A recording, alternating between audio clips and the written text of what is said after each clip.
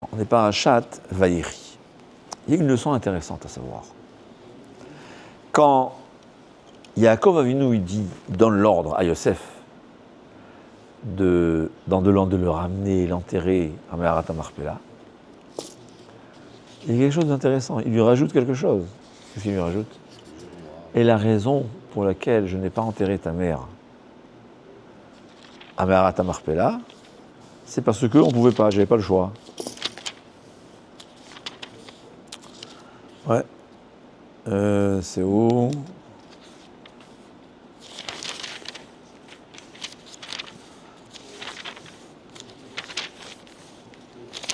Il lui dit, ouais. Il lui dit, Vani, Bevorim, Padan Aram. Je comprends pas. Yaakov Avinu. Il demande à son fils, un des grands tzadikim, Yosef HaTzadik. Il lui demande un service. Yosef ne l'aurait pas fait. Il aurait fait de bonne volonté. Yaakov Avinu n'a pas besoin de s'excuser. Hein? Et là, on voit comment un gadol il se conduit. Même si on peut donner l'ordre à son fils, même si on sait que son fils il va le faire, il faut toujours lui expliquer. Il faut juste qu'il le fasse de bonne volonté. Qu'il ne le fasse pas parce que mon père il m'a dit. Parce que je veux, c'est évidemment. Je le fais volonté ce que mon père me demande. Mais voilà. Vani bevorim ipadan aram meta alay Rachel. Rachid il explique que la raison pour laquelle j'ai enterré ta mère en chemin, il dit Dalecha, Shealpi Adibour. Ouais, il a dit je sais que tu m'en veux pour ça, mais sache, je l'ai fait Alpi Hadibour. Pourquoi?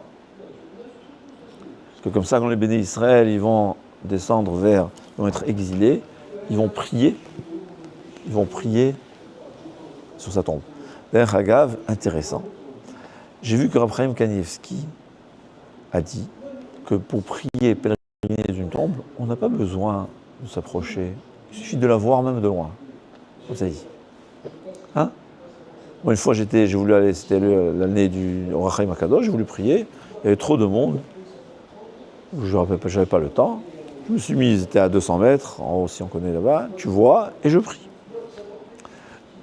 Comme ça, Rav Chaim Kanievski a dit. C'est intéressant. Alors j'ai un neveu, il m'a dit, il a une preuve de Rachel. C'est écrit que les béné Israël, Nebuchadnezzar, en chemin vers Babylone, ils sont mis à... C'est sûr qu'il ne les a pas laissés s'approcher de la tombe de Rachel. Il a pas laissé... D'ailleurs, c'est écrit. C'est intéressant. C'est écrit que Nebuchadnezzar, il a donné l'ordre à ses soldats de ne pas laisser les Juifs s'attarder en Eretz Israël. De les faire courir tout le temps. Pourquoi? Parce qu'ils savaient que tant qu'ils sont en Eretz Israël, ils auraient pu encore prier et annuler le mauvais décret. Donc, il y a rien. Ne le laissez pas. Mais alors comment ils ont eu le temps de prier? Oui. C'est-à-dire, on voit d'ici que même si on court,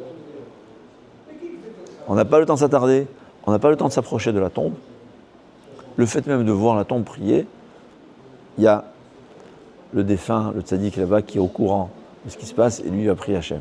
Il ne faut pas prier au tzaddik, c'est assourd. On peut des fois demander au tzaddik qui demande à Hachem. Moi, je demande à Kadosh Baruch Hu, et lui, et le tzaddik, comme c'est un tzaddik qui nous entend aussi, alors si on a le mérite, lui aussi, il va demander pour nous. Mais en tout cas, il faut toujours savoir que dans Avodat Hachem, dans le judaïsme, on ne s'adresse à personne, sauf à Kadosh Baruch Hu. C'est ça la base du judaïsme. C'est lui. On dit qu'il intercède auprès d'Hachem. Mais ce n'est pas une prière, il faut faire très attention. Le but, c'est de s'approcher d'Hachem. Alors on peut demander une fois, c'est très délicat. Ouais. Il ne faut pas que l'intermédiaire devienne l'essentiel. Ouais. On ne peut pas prier au tzaddik. C'est pas que je prie au tzaddik. Je demande. On demande. Moi, Bechla, comme j'ai dit, je pense, on prie à Hachem devant le tzaddik, il est au courant, il entend, alors il va nous aider. Ou bisrout par le mérite du tzaddik. Bon, il faut expliquer exactement c'est quoi la prière dans un kever. Mais en tout cas,